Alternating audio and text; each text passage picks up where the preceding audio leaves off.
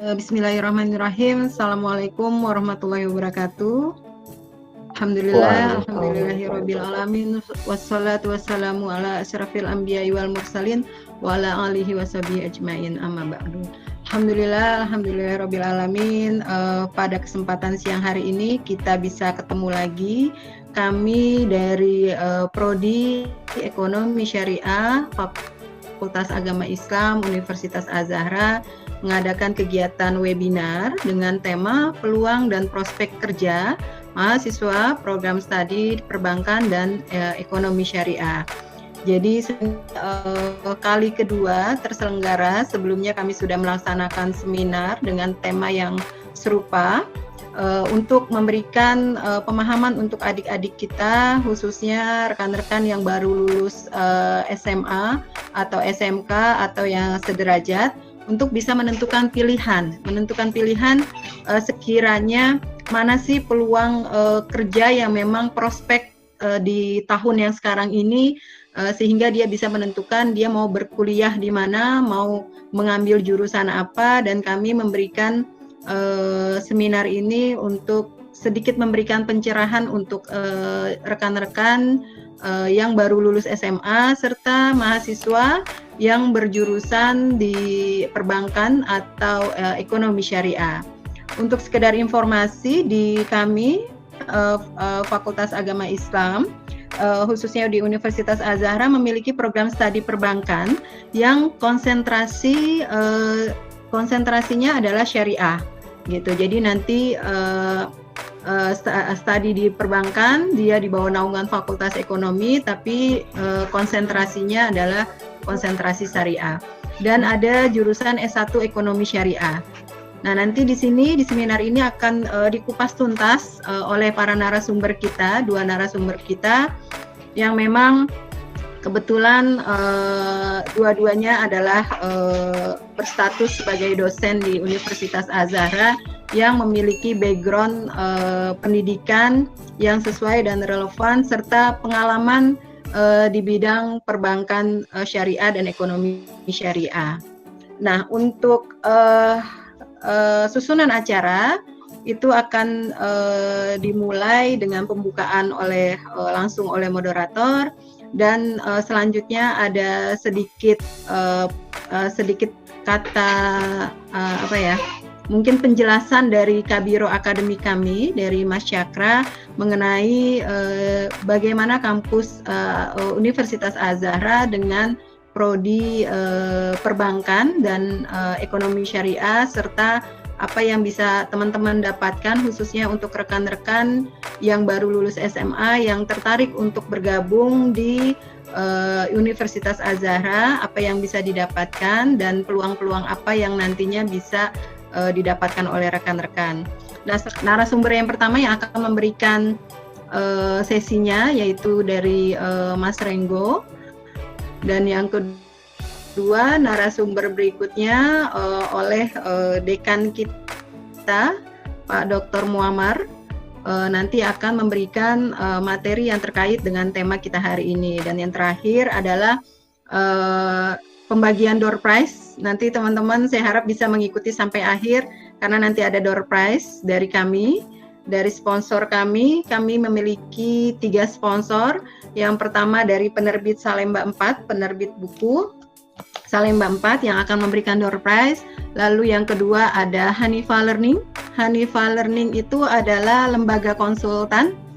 Ya, yang ketiga ya, dari mahasiswa Az-Zahra. Kebetulan beliau sudah memiliki wirausaha dan beliau memiliki toko cat di kisaran Tangerang, yaitu dengan nama CV Lin Absolute Emerald. Nah, ini mungkin Lin dipakai dari nama dia, sponsornya namanya Lina. Baik, itu susunan acara pada siang hari ini. Kita bisa memulai sama-sama sesi seminar ini sekaligus membuka dengan sama-sama membaca Bismillahirrahmanirrahim. Kita buka seminar kita hari ini dan akan dilanjutkan dengan sesi materi dari Mas Cakra, Kabiro dari Akademik Universitas Az-Zahra. Baik, silakan Mas Cakra. Terima kasih Ibu Nur Hasanah. Assalamualaikum warahmatullahi wabarakatuh. Waalaikumsalam. Suara saya terdengar jelas ya Bu Nur ya? Ya, pertama-tama saya ucapkan terima kasih untuk para narasumber yang sudah hadir, Pak Dr. Muhammad dan Pak Renggo dan Ibu Moderator Ibu Siti Nur Hasanah sudah memberikan waktu. Mungkin di sini saya hanya minta sedikit aja waktu untuk menyampaikan informasi terkait dengan program penerimaan mahasiswa baru di Universitas Az-Zahra. Jadi saat ini pendaftaran untuk menjadi mahasiswa Universitas Az-Zahra itu sudah dibuka, baik untuk mahasiswa baru yang lulusan dari SMA atau SMK yang sederajat, ataupun mahasiswa yang ingin melanjutkan dari D3 atau ingin pindah ke Az-Zahra, dan juga untuk mahasiswa-mahasiswa yang sedang bekerja. Jadi kami membuka kelas untuk yang kelas pagi reguler, kelas malam, dan kelas Sabtu. Untuk untuk waktunya itu sangat fleksibel, jadi pilihannya banyak. Nah, selain itu kami pun juga ada program yaitu bagi mahasiswa yang ingin mendaftar dalam waktu mungkin sampai dengan akhir bulan ini dengan menunjukkan e-sertifikat yang yang akan dibagikan oleh panitia, itu bisa dijadikan sebagai voucher ya, voucher pendaftaran. Jadi mahasiswa calon mahasiswa ini berhak untuk mendapatkan berbagai promo. Yang pertama, gratis pendaftaran senilai 250.000, jadi tidak ada biaya pendaftaran lagi. Setelah itu ada bebas biaya gedung. Terus yang ketiga ada potongan registrasi ulang sebesar 500.000, dan yang terakhir itu biaya kuliah per semesternya dapat dicicil tanpa bunga. Pendaftaran untuk informasi lebih lanjut silakan teman-teman bisa mengunjungi website Az-Zahra di www.azahra.ac.id atau bisa mengunjungi sosial media kami, yaitu di Instagram ya, @Universitas Az-Zahra. Di situ sudah ada informasi terkait promo yang sedang dijalankan, program studi apa saja yang dimiliki oleh Universitas Az-Zahra, akreditasinya apa saja, dan yang ada juga link untuk ke WhatsApp ke panitia penerimaan mahasiswa baru kami. Jadi bisa langsung di WhatsApp untuk menanyakan program apa saja yang sedang dijalankan dan bagaimana tata cara pendaftarannya, itu bisa langsung melalui WhatsApp. Mungkin sedikit informasi yang barusan saya saya jelaskan. Kalau untuk mau bertanya bisa langsung ditanyakan di sini atau DM melalui Instagram kami, nanti insya Allah kami akan langsung jawab. Mungkin segitu dulu Bu Nur. Baik Mas Cakra, kalau untuk peluang beasiswa apakah ada khususnya untuk yang D3 perbankan, kayaknya ada beasiswa ya? Iya, kalau yang beasiswa ini sekarang kami bekerja sama dengan Yayasan Beasiswa Jakarta. Tuh. Nah, kalau untuk yang jurusan yang teknik itu baru ada beasiswa dari dari yayasan. Tapi untuk saat ini saya sedang mengusahakan beasiswa untuk di D3 perbankan juga yang dari yayasan. Begitu Bu Nur. Baik. Nanti teman-teman bisa mengunjungi Instagramnya. Instagramnya di mana Mas? Alamat Instagramnya? Nama Instagramnya? di @Universitas Azahra.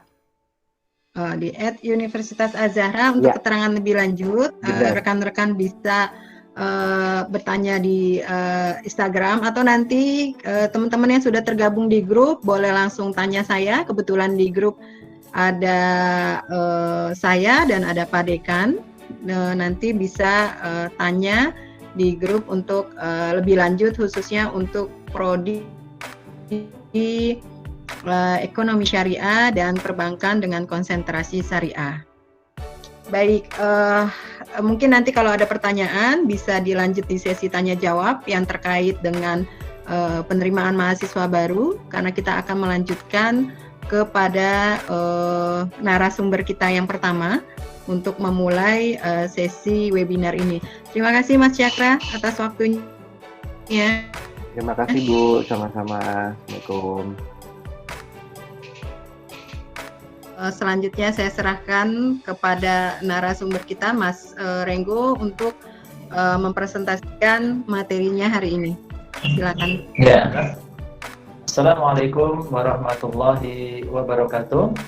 Alhamdulillahirabbil alamin, wassalatu wassalamu ala asyrafil anbiya'i wal mursalin wa ala alihi wa ashabihi ajma'in.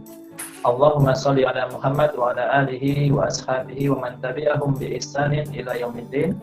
Alhamdulillah, segala puji dan syukur memang sama-sama kita panjatkan kehadirat Allah Subhanahu wa taala atas nikmat dan karunia-Nya, sehingga pada kesempatan siang hari ini alhamdulillah kita bisa bersama-sama berkumpul dalam sebuah forum yang insya Allah sangat bermanfaat dan positif ini.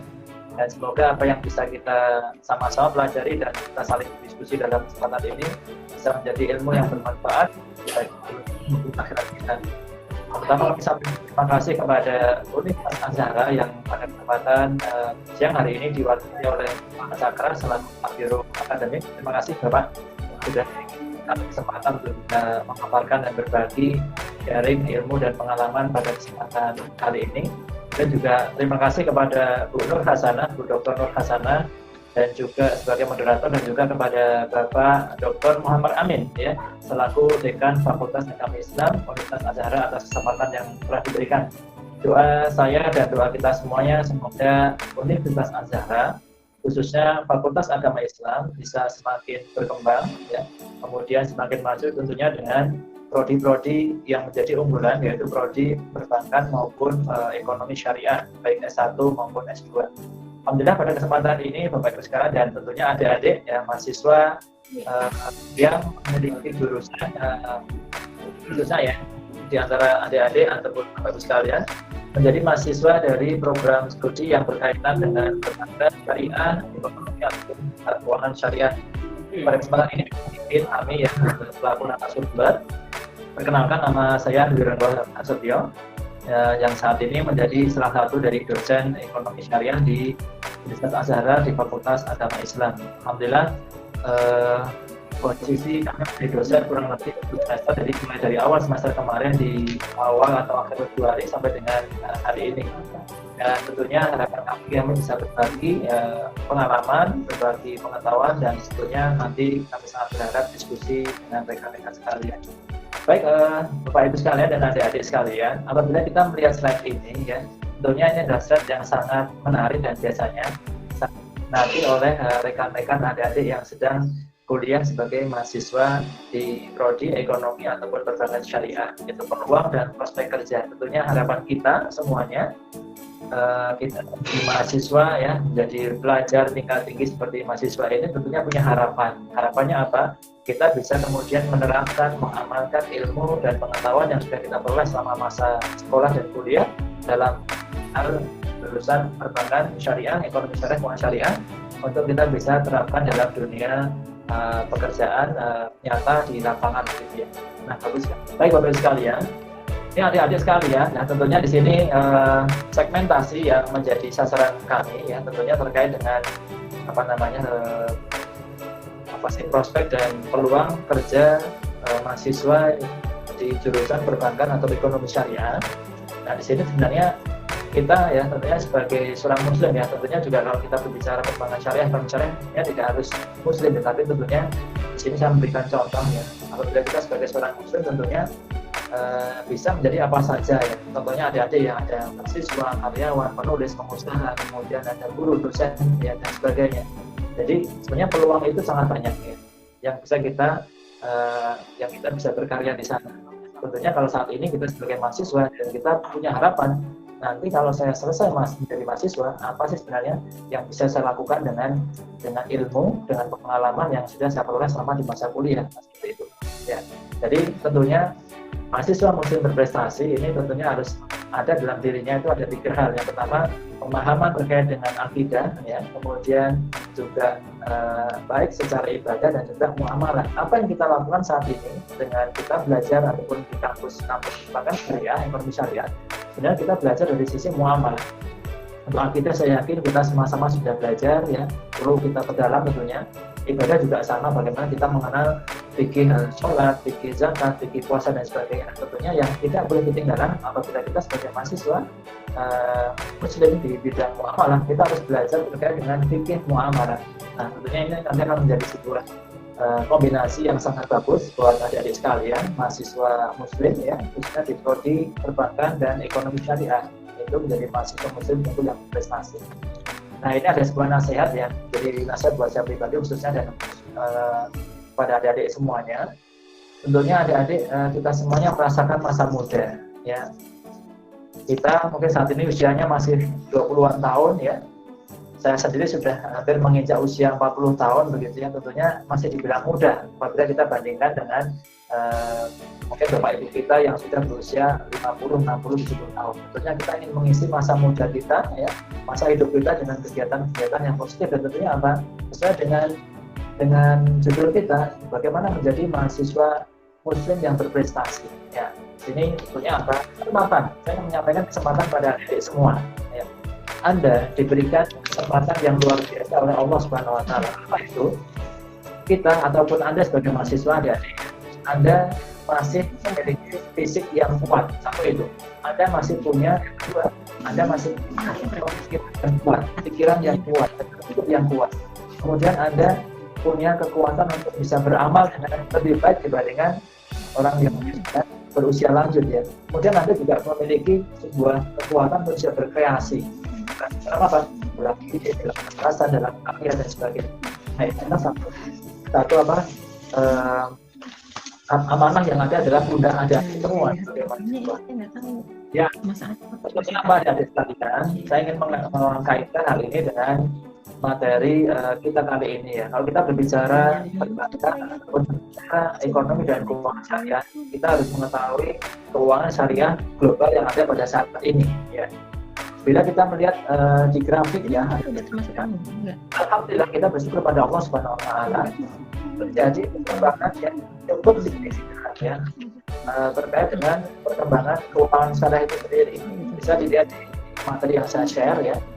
Mulai dari 2012, kemudian 2013 sampai dengan diprediksi 2023 terus terjadi perkembangan ya ataupun perbaikan dari sisi apa? Penguatan ekonomi dan keuangan syariah ya. Seperti itu ya. Jadi kita melihat terus berjalan dari sisi asetnya ya, dan termasuk di saat ini di Asia Tenggara Indonesia itu sendiri ya, tahun 2018 itu mulai dari yang pertama memang ya, kemudian ada Bahrain dan selanjutnya ya, kita masih di perkembangan syariah keuangan global itu menjadi sebuah cita-cita dari hampir setiap negara ya. Tentunya kita sama-sama tahu kebanyakan memang negara-negara Islam ya, atau negara-negara dengan mayoritas penduduk muslim. Ini sebuah potensi yang sangat luar biasa buat kita semua sebenarnya. Nah, distribusinya ya. Ternyata kalau kita mencoba mencermati ya, aset keuangan syariah itu kita lihat di gambar ya, itu ada perbankan syariah, ada cukup ya.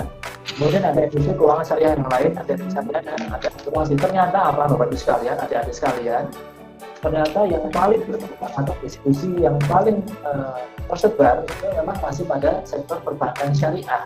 Itu mendominasi 71%. Jadi mendominasi 71%. Ya. Sebenarnya apa ini menjadi sebuah peluang, Masya Allah luar biasa besar buat adik-adik sekalian yang mengambil jurusan atau akan mengambil jurusan seperti ekonomi syariah, keuangan syariah, atau perbankan syariah. Potensinya sangat luas. Nanti kita akan coba lihat kondisi di Indonesia seperti apa. Ya. Dan tentunya Bapak Ibu sekalian, adik-adik ya, khususnya adik-adik mungkin yang masih SMA yang ingin melanjutkan kuliah, akan mendaftar kuliah di jurusan ini, atau mahasiswa yang sudah berkuliah di jurusan ini. Dan ternyata apa? Indonesia sendiri sudah memiliki kategori pengembangan ekonomi dan keuangan syariah. Dan ini berarti apa? Ada potensi dan menggambarkan potret ya, peluang dan prospek dari lulusan mahasiswa di bidang ekonomi keuangan syariah. Ya, kita bisa lihat di gambar ini ada pilar-pilar ya, ada industri halal seperti itu ya, kemudian ada lembaga-lembaga berbasis syariah, kemudian ada infrastruktur pun juga digarap berdasarkan syariah seperti itu ya. Nah ini satu harapan kita semua, dan tentunya apa?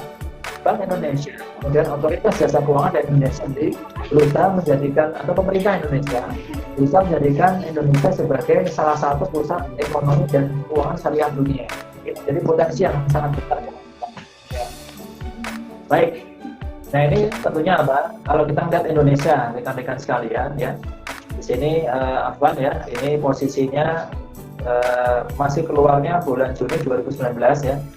Saya belum mendapatkan, mungkin sudah ada ya posisi akhir tahun ya, tapi tentunya hampir sama ya, posisi yang ada yang pergerakannya belum terlalu signifikan kalau kita bicara Indonesia. Jadi kalau kita bicara market share atau pasar dari keuangan syariah di Indonesia, ini ternyata kita baru 8,29%. Laki-laki ya. Di sini kalau kita lihat keuangan syariah, ternyata yang didominasi masih banyak di sisi sektor pasar modal syariah ya. Kemudian diikuti oleh perbankan syariah, kemudian yang ketiga diikuti oleh IKNB itu adalah institusi keuangan nominal ya, di luar perbankan syariah.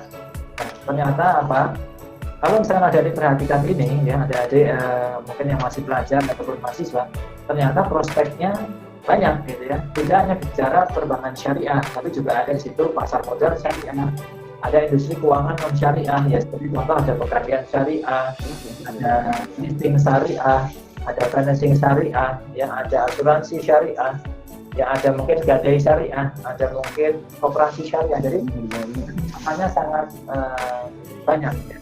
Nah kemudian bagaimana dengan perbankan syariah sendiri, adik-adik semua, rekan-rekan? Nah, sekiranya nanti juga ini jadi satu tantangan buat kita sekalian dari sisi sebaran aset ya. Kota dua ya, ternyata memang Jakarta ya, DKI Jakarta masih menjadi provinsi dengan nilai aset terbesar untuk sebaran perbankan syariah ya, diikuti dengan Jawa Barat. Tapi dulunya juga perbedaannya di DKI itu karena pusat aktivitas ekonomi Indonesia ya, dia sampai meraup 54,8% dari barang perbankan syariah yang ada di Indonesia ya. Tentunya jadi satu peluang kita lihat dari sisi positifnya. Daerah-daerah yang lain berarti apa? Punya peluang juga untuk berkembang ya, industri perbankan syariahnya, lembaga keuangan syariahnya seperti itu ya. Nah kita coba lihat. Nah ini yang tentunya menarik buat kita semua, adik-adik khususnya bagi adik-adik yang sudah berpikir atau berencana untuk masuk ke Universitas Azhara. Kami berharap begitu ya. Saya mengajak adik-adik semua untuk bisa mengambil prodi di ekonomi, prodi Fakultas Agama Islam, khususnya ada D3 Perbankan Syariah, kemudian ada S1 Ekonomi Syariah, dan juga nanti bisa dilanjutkan dengan S2 Perbankan Syariah atau Ekonomi Syariah di Universitas Azhara. Ya. Jadi ternyata apa? Peluang dan prospek kerja tadi, bila kita menetapkan diri kita sebagai mahasiswa perbankan dan ekonomi syariah, mahasiswa ekonomi syariah, mahasiswa keuangan syariah, prospeknya insya Allah sangat banyak adik-adik semua, rekan-rekan. Apa ya? Yang pertama contohnya ya seperti Bu Nur ya, kemudian saya menjadi staf atau tenaga pendidik di bidang perbankan ekonomi syariah ya. Bisa di sekolah, bisa di kampus gitu ya, bisa menjadi guru ya, atau menjadi dosen ya. Baik dosen di universitas formal ataupun juga lembaga yang lain yang sifatnya non formal. Itu yang pertama ya. Jadi kalau kita ingin terus mengkaji terkait dengan ilmu perbankan keuangan syariah, ini salah satunya melalui jalur staf atau tenaga pendidik di lingkungan sekolah atau universitas kampus. Ya. kalau kita menjadi mahasiswa perbankan atau ekonomi syariah, tentunya tidak hanya berbicara bekerja di perbankan ataupun yang berbau dengan ekonomi syariah, kita juga bisa masuk ke Kementerian Agama contohnya. Kemudian juga kita bisa masuk kepada di dalam Kementerian Keuangan, ya, seperti itu. Kemudian juga ada juga perusahaan-perusahaan yang ketiga, perusahaan-perusahaan berbasis keislaman, seperti Basnas, ya, Lembaga Wakaf Indonesia, Lembaga Zakat dan sebagainya. Kita bisa ilmu dan pengalaman yang sudah kita dapatkan pada saat kita berkuliah sebagai mahasiswa perbankan ekonomi syariah, ini kita terapkan, kita bisa praktekkan sebagai staf ataupun sebagai karyawan di lembaga-lembaga keislaman tersebut. Dan kemudian selain itu apa? Yang kelima, ya, konsultan bersyariah. Ya, contohnya kita sering dengar ada Karim Consulting, ada Etik Consulting. Saya sendiri juga merintis satu lembaga pendidikan dan training, dan harapan kami ya ke depan juga akan berkembang menjadi sebuah konsultan dalam dunia pendidikan dan harapannya juga bisnis syariah seperti itu. Ini kaitannya lebih banyak ke yang nomor 6. Tentunya dalam mindset kita adik-adik ya, tidak boleh mindsetnya hanya ingin menjadi karyawan atau menjadi pegawai. Kalau bisa yang saya dorong pada adik semua, kalau bisa jadilah yang nomor 6. Apa itu Pak? Ya. Yang pertama adalah bagaimana kita merintis usaha secara mandiri. Ya. Dengan keilmuan yang sudah kita dapatkan selama belajar di kampus, gitu ya. Kita belajar keuangan, kita belajar manajemen, kita belajar manajemen sumber daya insani, kita belajar manajemen pengolahan sebuah lembaga syariah, begitu ya. Kita mengetahui operasional sebuah lembaga keuangan syariah, manajemen keuangan seperti apa. Nah, kita bisa merintis sendiri adik-adik ya, dengan menciptakan lapangan pekerjaan baru, dunia usaha baru dengan menjadi pengusaha yang memang dibangun di atas keilmuan syariah yang kita dapatkan selama kita kuliah. Ya. Dan itu insya Allah banyak korelasinya, banyak hubungannya. Ya. Jadi di sini saya ingin menekankan pada adik-adik semua, tidak harus menjadi nomor 1 sampai dengan nomor 5. Tetapi adik-adik kalau bisa, yang diprioritaskan adalah bagaimana adik-adik bisa menjadi seorang entrepreneur, menjadi seorang pengusaha muslim yang sukses di bidang keuangan ataupun ekonomi syariah. Seperti itu. Ini yang saya coba dorong kepada adik semua. Ya. Baik. Nah, bagaimana Pak contohnya? Nah, dulu karena saya berkecimpung lama, 15 tahun di dunia perbankan ya, 4 tahun di perbankan konvensional ya. Alhamdulillah Allah berikan kepada saya kesempatan dan untuk bisa hijrah ya, perbankan syariah sejak 2008 ya. Ini contohnya ya, ini saya ambil dari websitenya dari syariah, terbuka, memang bisa dibuka untuk umum ya. Peluang kerja di bank syariah ya, kalau kita bicara kantor pusat, ini sangat banyak adik-adik ya, rekan-rekan, jabatan ataupun posisi-posisi yang bisa diisi oleh adik-adik. Nomor 8 adalah posisi awalan. Saya mengawali diri saya di situ, teman-teman. Saya mengawali karir saya di dunia perbankan mulai dari nomor 8 ya. Nomor 8, kemudian naik menjadi officer ya, kemudian menjadi supervisor, menjadi kepala bagian, kemudian kepala departemen, menjadi wakil kepala divisi, kemudian ada kepala divisi ya, dan bisa nanti ya, insya Allah bisa menjadi direktur ya, apabila karir kita bagus dan kita berprestasi sebagai karyawan. Jadi kesempatannya banyak dan adik-adik bisa lihat, rekan-rekan bisa lihat, ini divisi atau unit kerja di bank syariah itu sangat banyak ya. Bisa dilihat dari gambar di depan yang adik-adik lihat di layar kamera ya.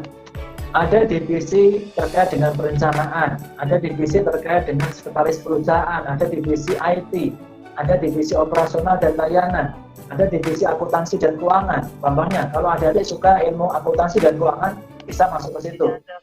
Adik suka di dunia jaringan, ya, atau adik suka di dunia analisa pembiayaan, ya, adik bisa, rekan-rekan bisa masuk ke divisi tersebut, ya. Kalau misalkan adik-adik suka dalam dunia compliance, kepatuhan, ya, kemudian manajemen risiko, ternyata di bank syariah juga ada potensi peluang bekerja di bagian tersebut. Ya. Saya sendiri selama 6 tahun terakhir saya bekerja di divisi sumber daya insani atau divisi SDM yang di dalamnya ada departemen pendidikan dan pelatihan. Ya. Nah, kemudian kalau adik-adik suka dunia marketing, dunia bisnis gitu ya, ketemu dengan customer dan sebagainya, ada divisi bisnis, baik itu komersil, kemudian ada bisnis menengah ya, dan juga ada bisnis mikro. Nah, jadi bisa belajar di situ ya. Kalau misalkan juga mau jadi auditor ya, tugasnya mengawasi ya, kemudian mengawasi sebagai auditor. Ada namanya divisi satuan kerja audit bina ranjingnya apa, peluang dalam bank syariah sendiri, posisi jabatan sangat banyak apabila kita bekerja di, punya cita-cita bekerja di sebuah bank syariah ya. Dan tentunya juga ini hampir sama di lembaga keuangan syariah yang lain juga secara struktur organisasi ya, itu juga hampir sama dengan struktur organisasi yang ada di perbankan syariah, tentunya dengan ada beberapa variasi sesuai dengan kebutuhan lembaga keuangan tersebut atau perusahaan tersebut. Jadi kesempatan adik-adik, rekan-rekan untuk bekerja di sebuah bank syariah sangat luas, dari tampak dari divisi-divisi atau kerja yang memang ada dalam unit kerja tersebut, di dalam bank tersebut ini sangat banyak. Ya. Nah kemudian kalau adik-adik, Pak kalau di cabang gimana? Nah ini saya juga berikan contoh.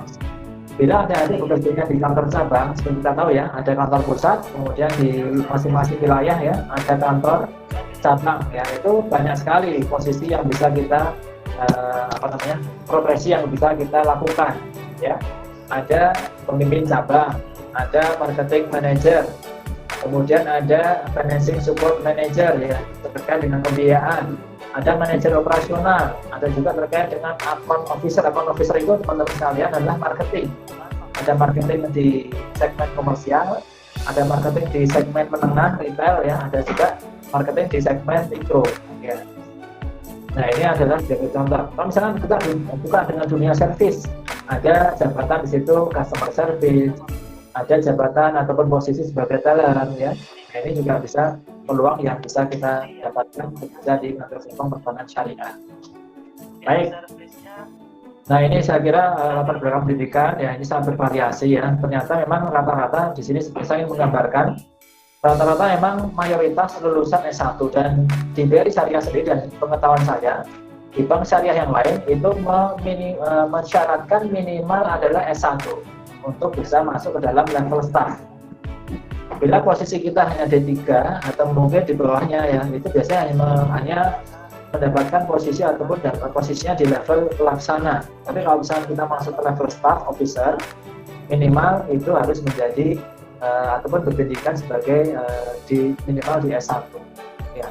Jadi ini kesempatan buat adik-adik yang mungkin masih SMA atau D3 untuk bisa melanjutkan pendidikan minimal S1, bahkan nanti bisa dilanjutkan ke pendidikan S2 dan Azhara. Alhamdulillah ada jurusan ataupun prodi S2 perbankan ekonomi keuangan syariah, nanti bisa silakan melanjutkan di situ ya. Baik, nah tentunya ini juga saya ingin menyampaikan ya, tentunya ini profil kompetensi yang tentunya mungkin ini harapan dari praktisi yang ada di lembaga keuangan syariah ya. Di samping tadi ada peluang prospek, sebenarnya apa sih yang perlu kita gali dari diri kita yang kita sesuaikan dengan profil kompetensi yang diharapkan dari mahasiswa lulusan jurusan prodi perbankan ekonomi syariah ya. Tentunya apa menjadi seorang praktisi perbankan ekonomi syariah sangat berbeda adik-adik rekan-rekan dengan menjadi praktisi ataupun praktisi di bidang perbankan atau keuangan konvensional. Apa yang membedakan Pak? Nah, saya sampaikan ya, bila kita menjadi mahasiswa perbankan atau ekonomi syariah, tentunya fondasi keislaman ini harus kita pahami dengan baik, yaitu fondasi terkait dengan tauhid, kemudian terkait dengan syariat, dan terkait dengan akhlak. Dan tolong ini dipelajari dengan baik. Karena apa? Kita menjadi seorang praktisi ataupun menjadi karyawan ataupun beraktivitas itu adalah tiang-tiang gitu. Tapi fondasi yang paling penting adalah fondasi keislaman itu sendiri. Apalagi kita sudah melabelkan diri sebagai mahasiswa perbankan atau ekonomi syariah, seperti itu ya. Jadi tolong ini menjadi satu perhatian kita, bagaimana kita membangun fondasi kita dengan fondasi tauhid yang kuat ya, fondasi pemahaman syariah ya, nilai-nilai yang bersumber dari syariah itu sendiri, dan tentunya juga kita harus memiliki akhlak ya, etika sesuai dengan apa yang kita pelajari di materi-materi keislaman yang kita pahami dan kita yakini. Nah, kompetensi apa saja? Kompetensinya tentunya ada 4 kompetensi di sini, teman sekalian. Yang pertama kompetensi inti, ya. Tentunya adik-adik kalau bisa menjadi mahasiswa jurusan perbankan dan ekonomi syariah, ini harus memiliki pandangan dan keyakinan yang sama dengan visi dan misi yang sudah dikeluarkan oleh perbankan dan ekonomi syariah itu sendiri. Ya. Visi misinya jelas. Kalau perbankan syariah tentunya ingin menyelamatkan masyarakat dari ekonomi praktek ekonomi konvensional berbasis riba. Ya, tadi mohon maaf Pak Sakra ya sebagai kabiro akademik tadi mungkin di depan menyebutkan ada istilah cicilan tanpa bunga. Kalau kita berbicara perbankan syariah atau keuangan syariah, kita tidak akan pernah berbicara istilah bunga. Karena kami kita sebagai insan perbankan syariah, sebagai insan atau mahasiswa ekonomi syariah harus meyakini bahwasanya bunga sudah identik dengan riba yang dilarang dalam agama Islam dan juga agama-agama sebelum hadirnya Islam. Ya. Kemudian juga kita meyakini ayat-ayat Allah Subhanahu Wa Taala yang memang melarang kita untuk berpraktek secara ribawi. Ya. Nah ini tentunya sebuah semangat buat adik-adik ya sebagai mahasiswa prodi perbankan ekonomi syariah. Kemudian ada kompetensi fungsional yang adik-adik juga harus memahami, dan ini alhamdulillah akan adik-adik pelajari pada saat Anda belajar sebagai mahasiswa di jurusan perbankan, keuangan dan ekonomi syariah di Universitas Az-Zahra. Ya, Anda akan belajar ini. Ya, bagaimana sih operasional perbankan syariah? Apa sih lembaga keuangan syariah yang ada apa? Bagaimana sih sistemnya? Ya. Kemudian bagaimana sih mekanisme layanan dan kemudian administrasi keuangannya seperti apa. Nah ini akan kita pelajari kalau kita menjadi mahasiswa prodi perbankan keuangan syariah seperti itu.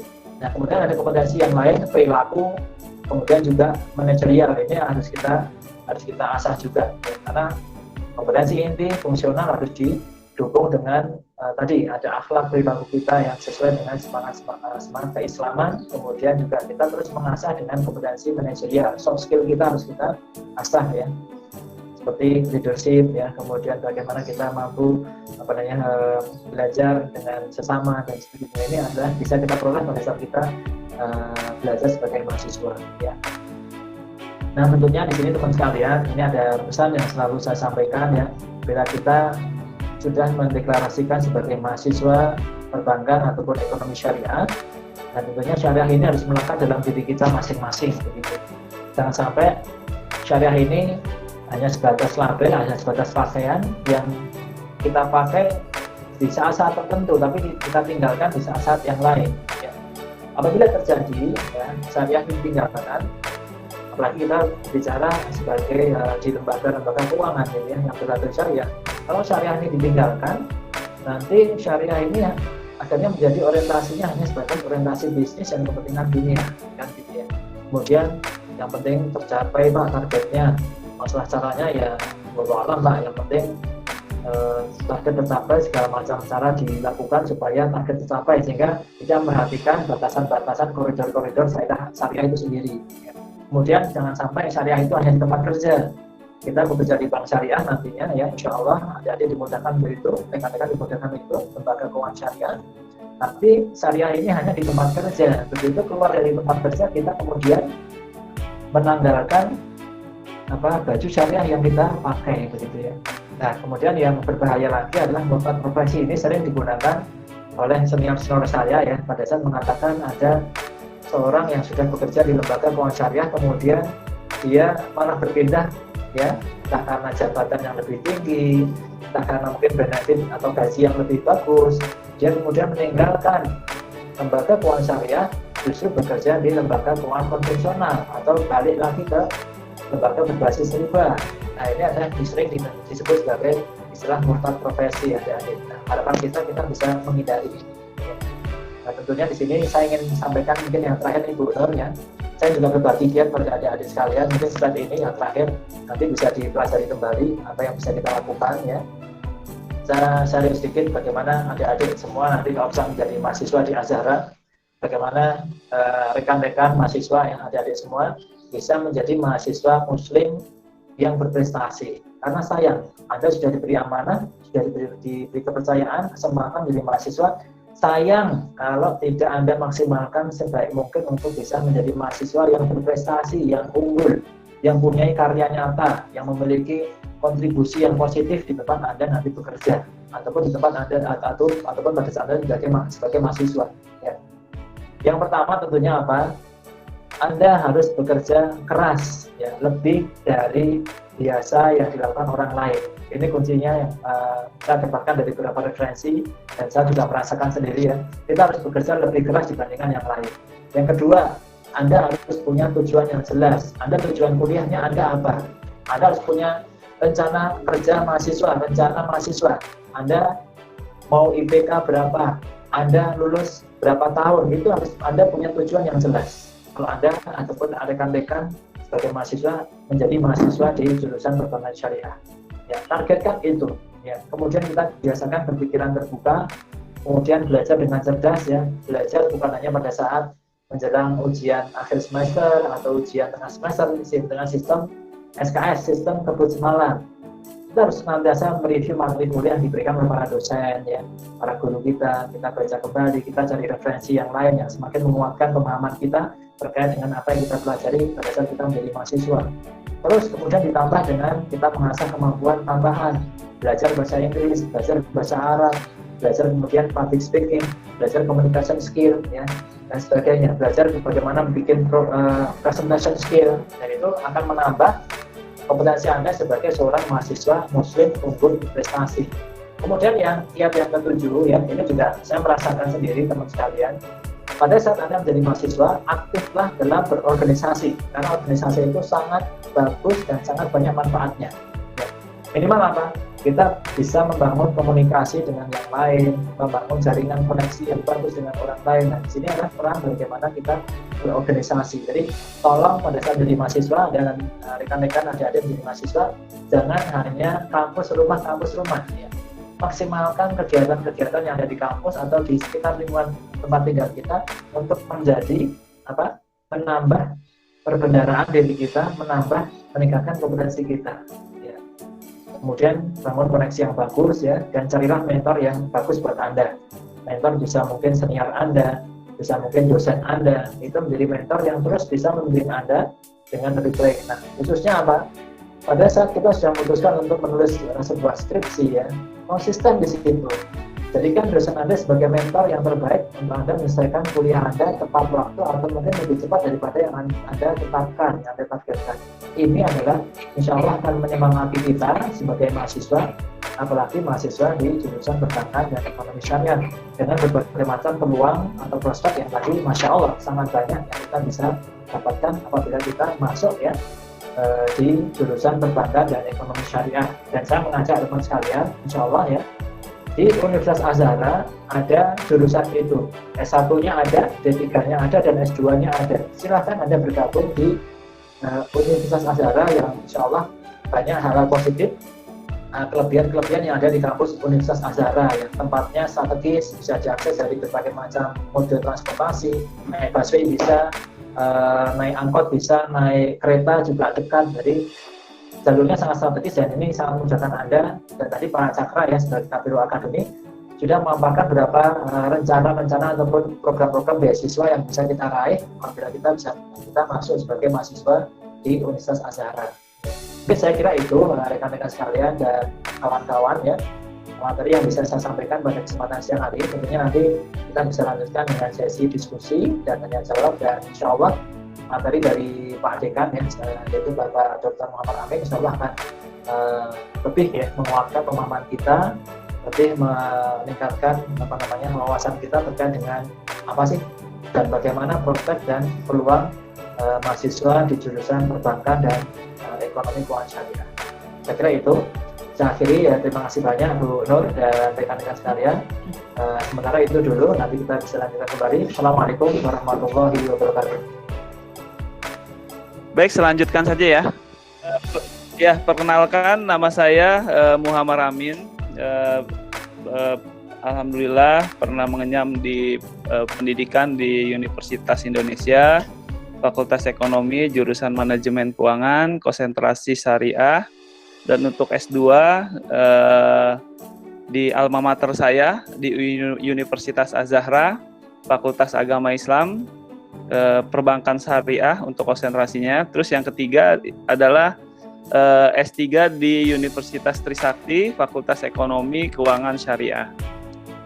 Aktivitas saat ini, saya sebagai Dekan Fakultas Agama Islam, lalu pendiri Rumah Produksi Menara Sinema, bergerak di bidang perfilman nasional, lalu Komisaris Independen Perusahaan Agroyasa Lestari yang sudah TBK IPO. Terima kasih banyak Mas Renggo sudah menjelaskan apa yang menjadi fokus utama kita kali ini adalah peluang-peluang masuk di industri perbankan syariah ya, bisa di kantor pusat atau di kantor cabang. Tapi refleksi saya itu lebih ke arah peluang dan tantangan saat ini seperti apa nih dengan keadaan 5 tahun yang akan datang saya lihat ya.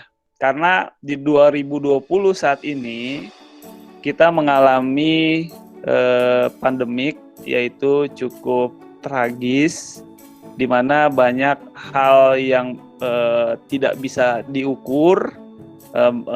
Dalam hal ini tidak bisa diukur dari tingkat resiko ya. Dan ini berdampak kepada lesunya ekonomi dan perbankan khususnya syariah yang kita bahas kali ini. Nah, 2020 ini dimulai Januari sampai Desember 2020, rasanya 1 tahun ke depan kita belum bisa melihat keadaan seperti apa.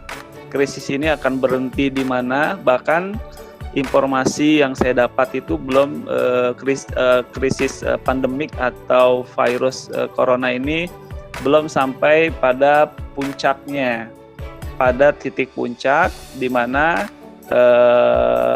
masih terjadi kenaikan penderita maupun yang terkena virus corona ini, dan akhirnya mereka menganggur.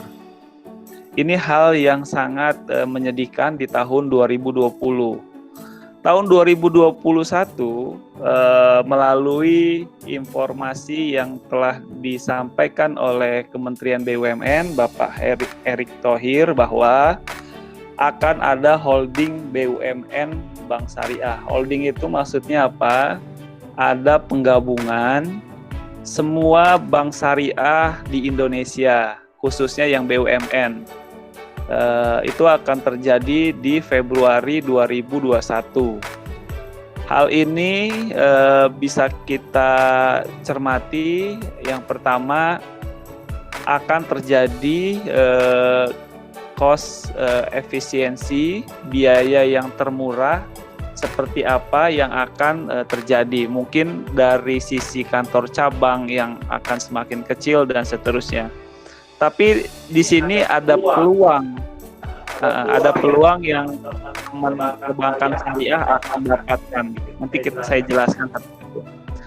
Dan di tahun 2022 setelah holding terbentuk akan masuk kepada era online banking, di mana seluruh transaksi full online banking. Kalau saat ini kan masih kepada e-money saja dan payment e-commerce dan seterusnya. Tapi ini full online banking. Di tahun 2023 akan ada digital banking. Ini lebih kepada digitalisasi seluruh proses mekanisme kerja bank syariah, mulai dari HRD-nya, HR-nya, mulai dari operasional, mulai dari marketing, mulai dari pelayanan mungkin. Nah, seperti itu. Ini akan menjadi sebuah peluang buat kawan-kawan bagaimana menyikapi hal seperti ini. Di tahun 2024 kita akan masuk ke digital banking dan payment. Jadi ini ada penggabungan payment, pembayaran seluruhnya. Jadi kita akan tidak pernah mungkin akan tidak lihat fiat money atau uang kertas lagi, karena payment itu berdasarkan handphone kalian nanti pembayaran. Ini mungkin sudah terjadi tapi belum secara global, hanya terjadi di beberapa kota, belum sampai ke wilayah pedalaman maupun wilayah provinsi terluar di Indonesia. 2025 itu self service banking. Jadi di mana seluruh nasabah itu akan melayani dirinya sendiri. Nah, dari 5 tahun ini saya memparalelkan ini inline kepada era industri 4.0 menuju 5.0 5.0. Ini perubahannya sangat dahsyat. Perubahan yang akan terjadi di industri pendidikan maupun industri perbankan syariah. Saya lanjut ya. Apa sampai saat ini ada pertanyaan? Halo? Belum. Terdengar ya? Belum ya? Terdengar ya? Iya. Iya. Nah, lanjut ya. Lanjut aja dulu. Nanti ada sesi tanya jawab. Ya. Sekarang ini tahun 2020. Ada satu peneliti, saya lupa, dari organisasi peneliti internasional bahwa tahun 2045 atau sekitar 25 tahun lagi ini akan terjadi ledakan usia kerja lebih banyak daripada maaf saya ulang, akan lebih banyak usia produktif daripada usia non produktif.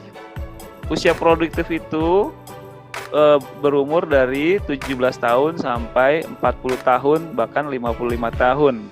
Sementara usia non produktif itu 55 tahun ke atas. Nah, ledakan 2024 ini kalau pendidikan tidak dibarengi dengan perubahan-perubahan yang besar, ini akan menjadi sebuah bonus demografi atau bencana demografi. Ini yang kita belum melihat secara keseluruhan gitu. Makanya teman-teman yang saat ini berusia atau kelahiran tahun 2000 ke atas, tahun 2000 lah ya. Itu kan kalau tahun 2000 berarti usia mereka itu sudah 90 ya. Kalau usia 20 tahun itu berarti usia berapa Bu Nur? Kalau sekarang 2020 dia lahirnya tahun berapa biasanya? Dikurang ya. Berapa? 90-an ya. Berarti kelahiran 90-an sampai 2000 ini masa-masa saya bilang tantangannya cukup berat ya. Karena di awal-awal kalian mulai kuliah mau mulai bekerja itu di masa pandemik atau Covid, di mana seluruh bisnis bergerak sangat lambat seperti itu. Ini saya lanjut slide-nya.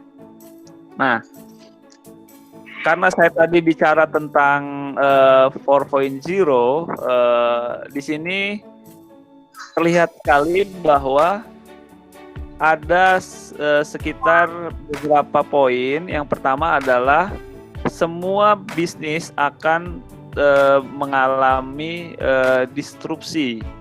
Kenapa? Karena akan dimulai dengan autonomous robot. Jadi semua bisnis itu akan menggunakan robot. Terus simulation. Jadi kita akan tidak pernah melihat lagi flyer-flyer yang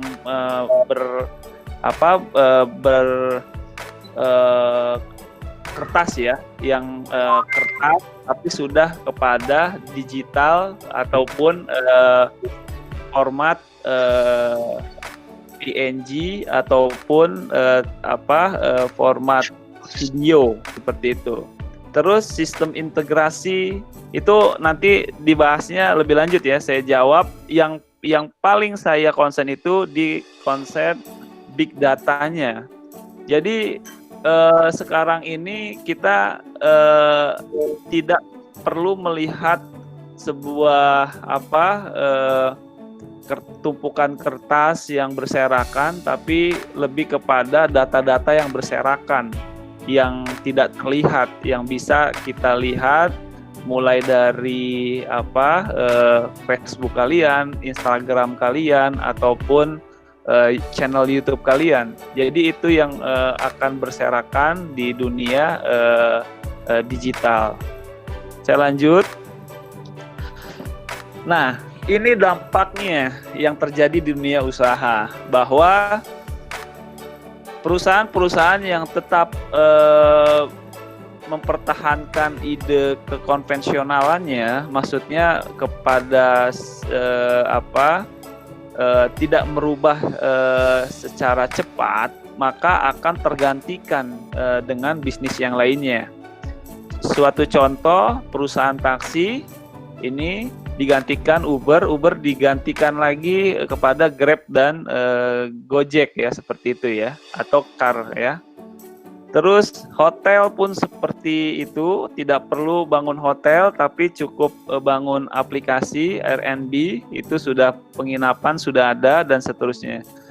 Bahkan bioskop juga digantikan dengan Netflix dan seterusnya. Ini yang menjadikan sebuah perubahan yang menjadikan apakah dunia pendidikan bisa masuk ke menjadi perubahan di disrupsi dunia usaha. Nanti kita bahas. Ini menarik. Ini source dari ini sebenarnya diambil di 2018 oleh World Economic Forum WFV, bahwa 65% siswa ini berarti SMA ke bawah ya. SMA ke bawah berarti dia lahir di tahun 95 ke atas, yang masih duduk di bangku SD, SMP lah ya.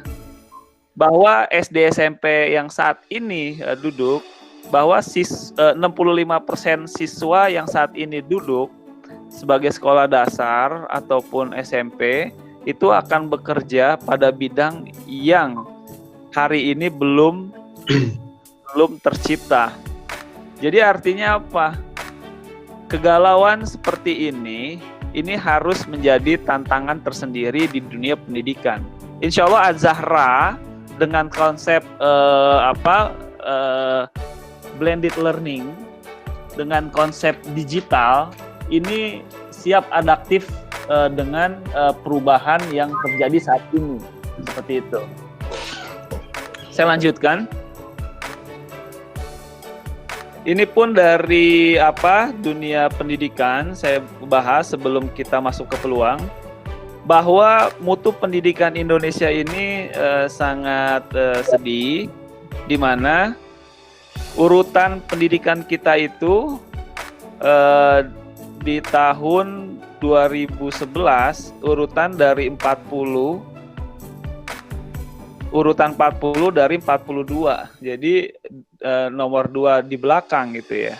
Bahkan di 2016 itu turun dari 60 dari urutan 61. Jadi kita sangat enggak turun ya, sama ya, persis ya. Jadi belum ada perubahan yang signifikan. Saya lihat seperti ini.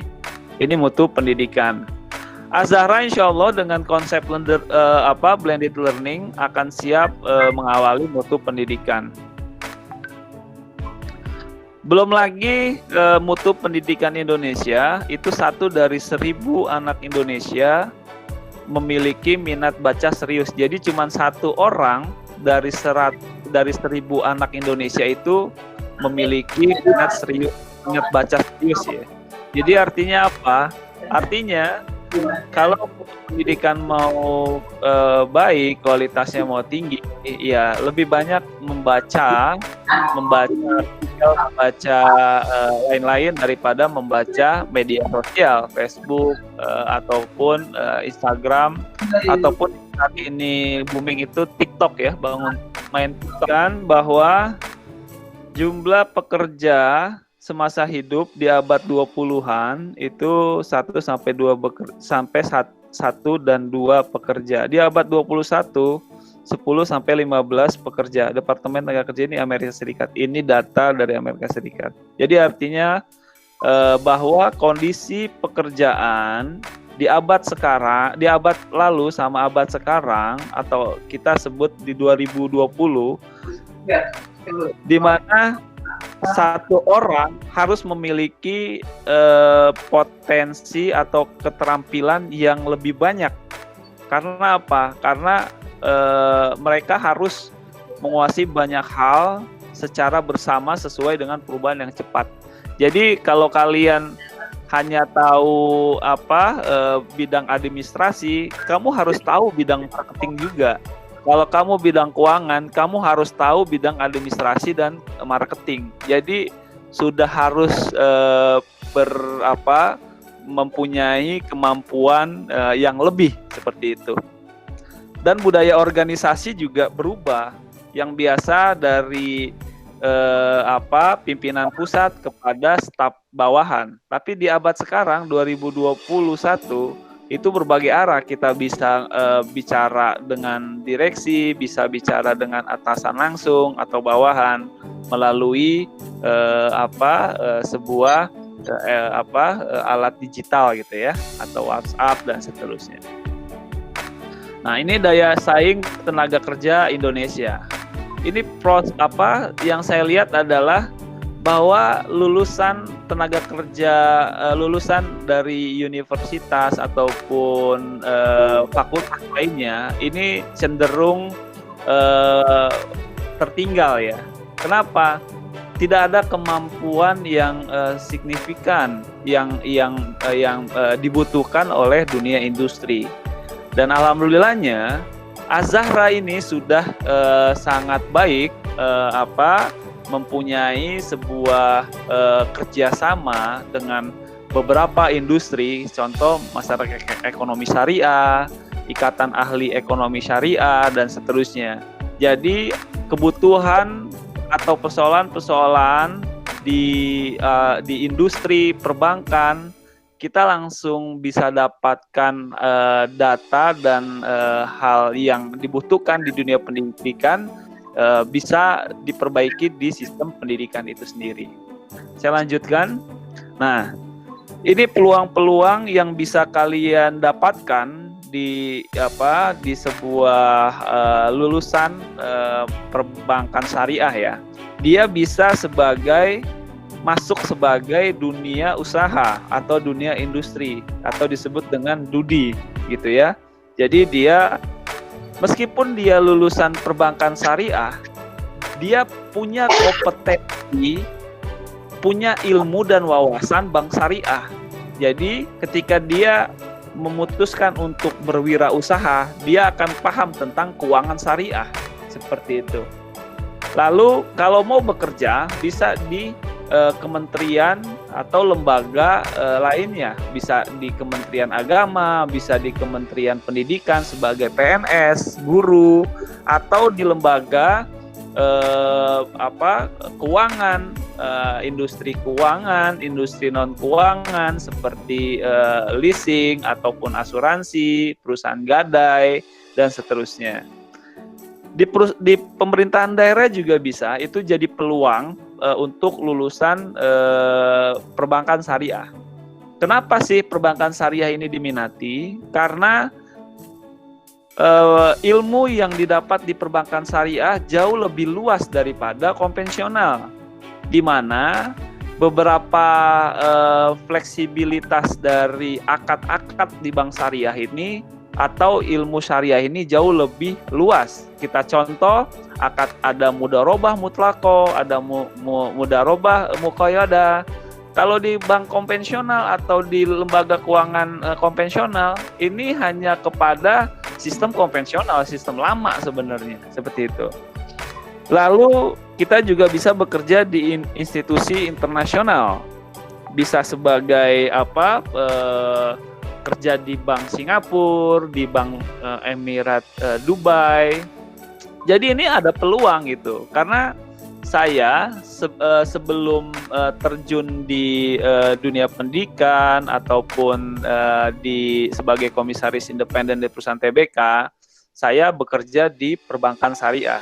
Dan teman saya ini real bahwa ada beberapa teman saya dari Bank Mandiri Syariah ini bekerja di Abu Dhabi gitu. Jadi sangat terbuka lebar untuk lulusan bank syariah seperti itu. Lalu bisa juga bekerja sebagai NGO atau yayasan, organisasi kemanusiaan di bank syariah pun terbuka lebar gitu ya. Jadi sangat banyak peluang atau prospek lulusan perbankan syariah diminati di beberapa bidang yang saya sebutkan gitu kan, seperti itu. Nah, mungkin slide terakhir, bagaimana dengan lulusan bank syariah? Saya bilang kalau S1 dia lanjut ke S2, kalau S2 dia lanjut ke S3. Lalu kalau dia bekerja di BUMN ataupun BUMS, badan umum milik negara atau milik swasta, yang lembaga swasta. Atau dia membangun usaha sendiri. Terus yang seperti apa? Nah, ini yang kalian harus dapati di kuliah di perbankan syariah, khususnya di Azhara, karena kurikulumnya luar biasa adaptif dan kekinian, dan juga mengikuti standar kurikulum merdeka yang Kementerian Pendidikan Pak Nadiem Makarim telah canangkan ya kurikulum Indonesia. Jadi lama seperti itu untuk mahasiswa ataupun yang mau lanjut seperti itu. Saya kembalikan ke Siti, silakan. Baik, terima kasih untuk kedua narasumber kita, untuk Mas Renggo dan Pak Dr. Muammar. Di sini kita akan mulai sesi tanya jawab. Tadi memang sudah dipaparkan dengan sangat jelas oleh Mas Renggo dan Pak Dekan Fakultas Agama Islam Universitas Az-Zahra. Peluang yang sangat terbuka luas untuk rekan-rekan yang memang mengambil jurusan di prodi perbankan atau di prodi ekonomi syariah, dan itu memang sesuatu yang memang dibutuhkan ketika kita lulus kuliah. Kita harus tahu di mana pasar kita untuk nantinya kita bisa mengimplementasikan apa yang sudah kita terima dari perguruan tinggi tempat kita melaksanakan kuliah. Di sini ada beberapa pertanyaan. Di sini saya sudah mencatat. Mungkin nanti bisa dibantu oleh kedua narasumber kita. Mas Renggo masih standby? Halo. Masih, alhamdulillah, Bu. Oh ya, baik. Mas Renggo dan Pak Dekan. Di sini ada pertanyaan dari Pak Anas Ramzi. Dari Pak Anas ini tadi dari mana ya? Dari Kediri kalau tidak salah. Pertanyaannya adalah yang pertama. Bonus demografi akan menjadi bencana demografi jika Indonesia tidak siap. 2045 adalah 100 tahun Indonesia. Usia produktif jika gaptek dan acuh maka akan menjadi awal bencana tersebut. Nah, pertanyaannya adalah apakah pemerintah mengawal dan menyiapkan instrumen untuk menunjang bonus demografi tersebut? Mengingat kita tahu bahwa teknologi tanpa internet of things adalah nonsense. Pemerintah keteteran dalam jaringan internet. Itu yang pertama. Yang kedua, bagaimana dunia usaha melihat e-commerce dan lain-lain? Mungkin satu-satu dulu bisa ditanggapi mungkin dari Pak Muammar atau Mas Renggo. Silakan Pak Muhammad. Muammar mungkin. Baik. Iya. Baik ya, terima kasih banyak atas pertanyaan dari sahabat kita di Kediri. Salam kenal Pak. Kalau Kediri Bu, Kenal. Boleh. Daftar Azahra ini kos-kosan ya, masih Azahra seperti itu. Jadi orang-orang tua dengan bahkan saya kemarin bertemu sama salah satu mahasiswa dari luar negeri. Saya lupa namanya, dia sudah bergabung di Mas Azahra seperti itu. Jadi saya pikir yang di luar provinsi itu Rahman, Selanjut pertanyaannya, apakah pemerintah siap dalam mendampingi 2020 apakah berdampak kepada bonus demografi ataupun demografi, Dan apakah pemerintah Indonesia sudah baik dalam membangun infrastruktur jaringan internet melalui kabel ataupun melalui optik. ini juga Jadi PR ya. seperti itu. Karena Sesungguhnya apa yang dibicarakan sahabat dari Kediri bahwa kalau di era digital tanpa adanya internet dan mustahil gitu. Itu jelas sekali. saya lihat karena yang saya katakan bahwa berserakannya data-data yang ada di internet itu yang saya sebut dengan big data. Ini kalian dengan internet bisa duduk santai melihat semua kondisi dunia, bisa melihat semua wilayah di dunia dan bisa Melihat seluruh perubahan yang terjadi di dunia yang sangat cepat, bahkan real time. gitu. Nah, Yang saya lihat adalah pemerintah belum fokus untuk membangun infrastruktur. Kenapa saya bilang belum fokus karena pandemi memaksa dan siswa melakukan pembelajaran jarak jauh PJJ di mana menggunakan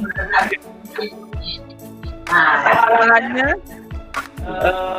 daya beli kuota internet pun menjadi problem pada masyarakat miskin. Belum lagi wilayah yang belum ada jaringan internet fiber. Ini ada pertanyaan dari Putri di Polinela mengatakan bahwa bagaimana cara menanggapi paradigma masyarakat banyak lulusan bentuk sertifikasi dari perbankan syariah itu belum dilegalkan. Gitu. Jadi bagaimana cara menanggapi paradigma tersebut? Karena sekarang ini banyak sekali universitas yang membuka prodi ekonomi syariah maupun perbankan syariah. Baik, mungkin Mas Renggo bisa menjawab pertanyaan dari Putri. Ya, baik. Bismillahirrahmanirrahim. Terima kasih Bu Putri atau Mbak Putri ya yang sudah menyampaikan mengenai sertifikasi prodi-prodi yang ada di kampus-kampus ya, Bu Nur ya. Jadi sekali lagi terkait dengan ini tentunya kalau kita berbicara sertifikasi kampus itu lebih banyak kepada akreditasi ya. Tentunya nanti mungkin ini yang lebih banyak memahami mungkin Pak Dekan atau Pak Ahmad.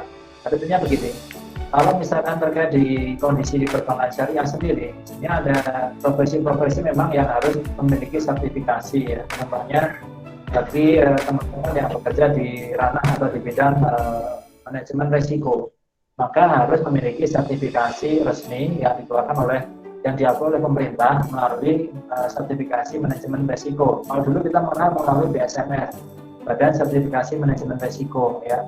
Tapi saat ini sudah mulai berkembang dan banyak seperti LSPP ya, Lembaga Sertifikasi Profesi Perbankan ya. Kemudian ada juga LSPKS, Lembaga Sertifikasi keuangan syariah yang itu juga mengeluarkan sertifikasi kepada kita sebagai personal gitu ya, individu maupun sebagai lembaga untuk bisa mendapatkan sertifikasi khusus terkait dengan jabatan-jabatan yang ada di lembaga keuangan syariah. Dan biasanya memang sertifikasi ini dibutuhkan atau dipersyaratkan oleh otoritas, yaitu lembaga atau OJK atau Bank Indonesia. Kalau dalam konteksnya itu, ya dalam arti perbankan syariah biasanya sudah bekerjasama atau lembaga keuangan syariah sudah bekerjasama dengan lembaga-lembaga sertifikasi yang sudah diakui secara keberadaannya oleh pemerintah. Tadi saya sampaikan ada BSMR, Badan Sertifikasi Manajemen Risiko, kemudian ada LSPB, Lembaga Sertifikasi Profesi Perbankan. Itu ada mulai dari general banking, kemudian sampai dengan sifatnya akuntansi dan sebagainya. Dan ada juga yang terakhir 3 tahun atau 4 tahun terakhir, Bapak Ibu sekalian, rekan-rekan, ada juga lembaga yang sudah mendeklarasikan sebagai lembaga sertifikasi untuk keuangan syariah, yaitu LSPB, Lembaga Sertifikasi Keuangan Syariah. Ini juga satu kabar yang cukup bagus buat kita, sehingga teman-teman yang nanti ingin beraktivitas, berprofesi sebagai praktisi di lembaga keuangan syariah tentunya bisa memperkaya diri ya, dengan mengikuti program-program sertifikasi yang dikeluarkan oleh lembaga-lembaga yang nanti sudah saya sebutkan di depan ya. Tapi begini, bila yang menjadi isu adalah sertifikasi dari kampus, tentunya ini jadi satu ini benar ya, suatu tantangan. Mungkin belum semua kampus memiliki diakui secara akreditasi untuk prodi tersebut. Nah, tentunya ini satu yang berbeda. Kalau yang dimaksud adalah sertifikasi akreditasi dari jurusan atau prodi atau kampus itu sendiri yang mengeluarkan prodi-prodi perbankan syariah, keuangan syariah, ekonomi syariah, maka tantangannya adalah di sisi kampus sendiri. Bagaimana mereka harus mendaftarkan, memastikan prodi-prodi tadi perbankan syariah, ekonomi syariah, keuangan syariahnya sudah terakreditasi dan diakui ya. Kita tahu mungkin ada A, B, C dan sebagainya, baik, sangat baik dan sebagainya. Nah ini kalau itu yang terjadi berarti apa?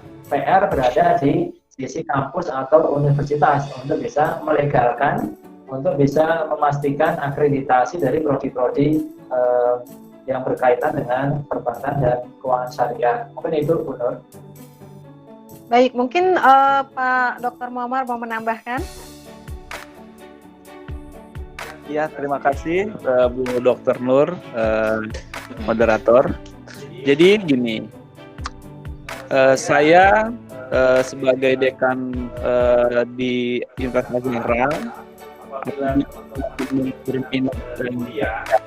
kita akan coba melihat, jadi mendaftarkan untuk mendapatkan sertifikasi yang gitu ya. bahkan untuk link ke industri kita juga persiapkan seperti itu karena beberapa dosen dari Universitas Azhar adalah dosen yang berasal dari dunia industri perbankan.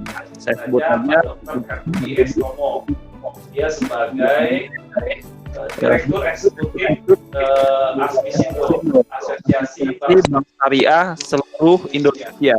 Jadi banyak dosen-dosen Azhar yang berlatar belakang praktisi dan ada juga yang berlatar belakang akademisi. Jadi kombinasi yang sangat tepat kalau kalian yang dari luar kota belajar di Azhar.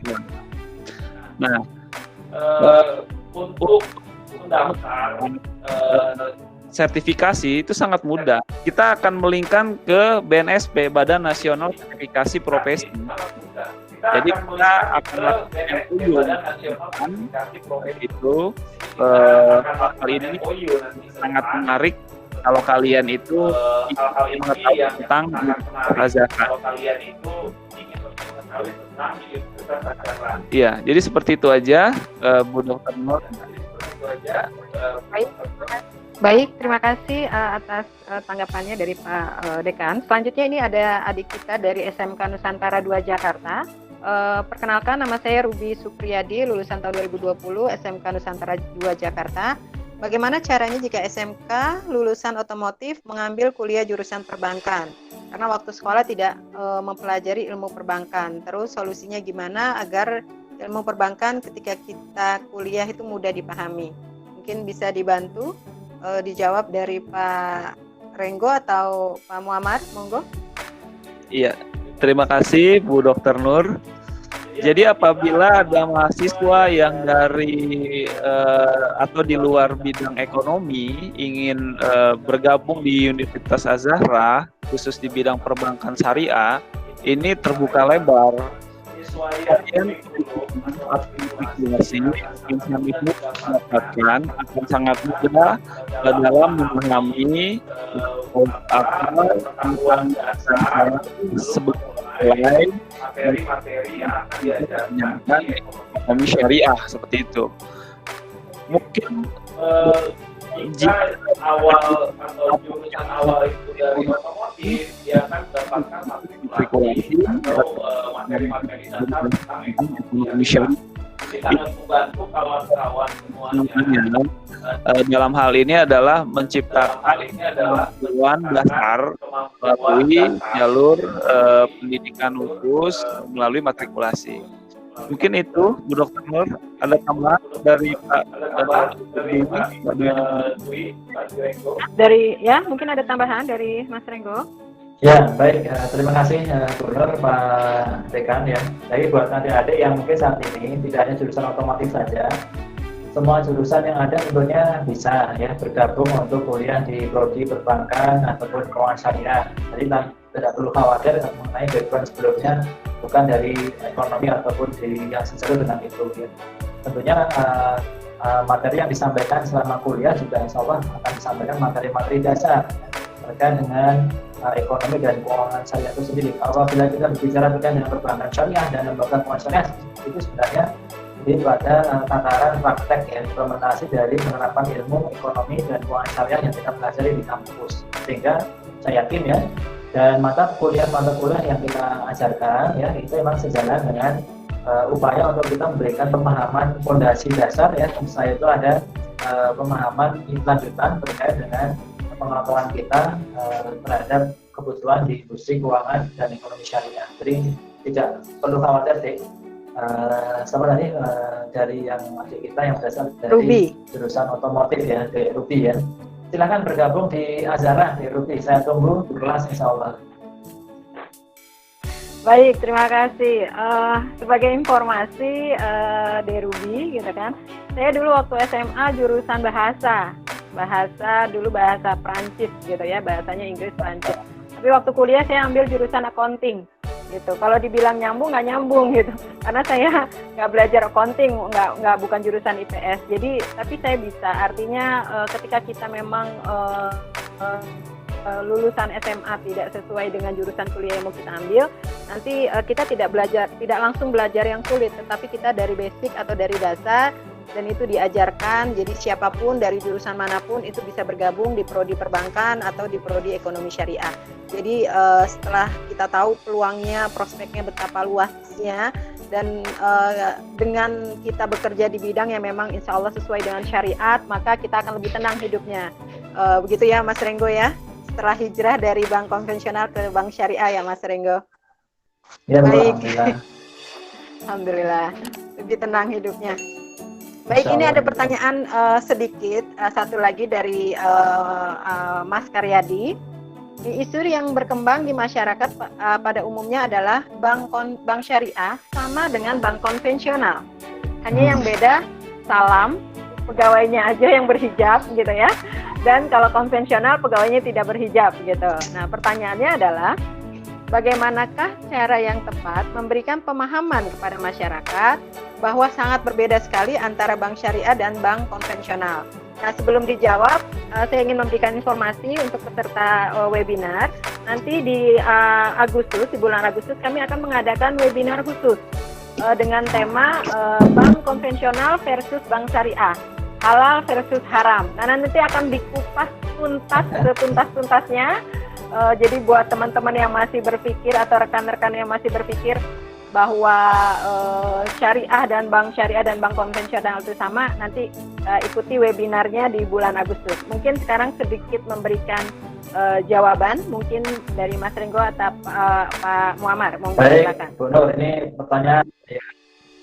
Alhamdulillah, bismillah ya. Saya sangat bersemangat Ibu kalau menjelaskan pertanyaan ini karena pertanyaan ini sering ya selama saya bekerja sekian belas tahun di perbankan syariah, ya, pertanyaan ini sangat sering muncul dan terus berulang. Ya, Pak, di lapangan gini, apakah yang membedakan sih Pak bank syariah dengan bank konvensional? Bahkan termasuk karyawan yang baru masuk ke bank syariah, Ibu, ya, Bapak Ibu sekalian, Pak Karyadi tadi ya, Mas Karyadi ya.